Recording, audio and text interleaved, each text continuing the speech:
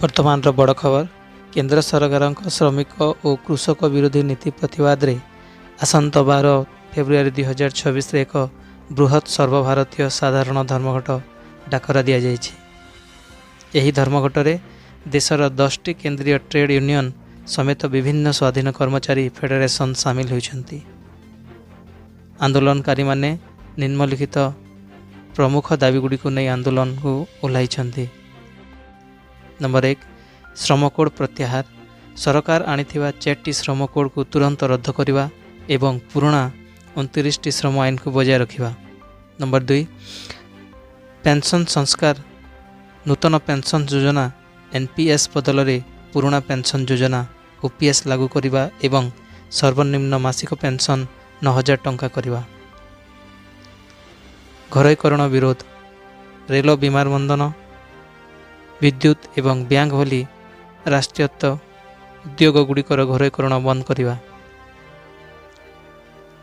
सर्वनिम्न सहायक मूल्य एमएसपी पाई आईनगत ग्यारंटी एवं प्रस्तावित विद्युत संशोधन बिल और विहन बिल प्रत्याहार करवा। सरकारी विभाग रे खाली पड़िथिबा पदवी पूरण करवा एवं कॉन्ट्रैक्ट बा ठिका नियुक्ति प्रथा बंद करवा। सारा देश रे प्राय 30 कोटी श्रमिक यही धर्मघट रे जोग देवार संभावना अच्छे।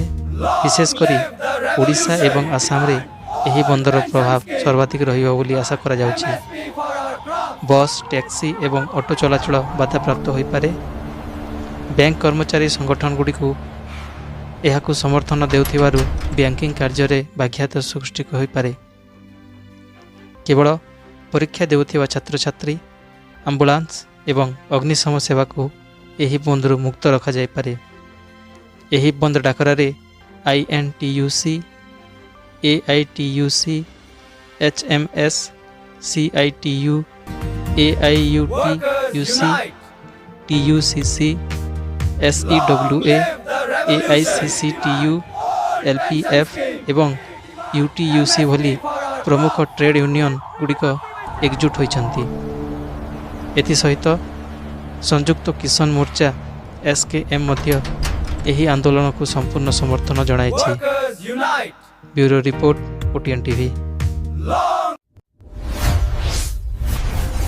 OTN TV खबर नुहे विश्वासर स्वर। Like, comment and subscribe.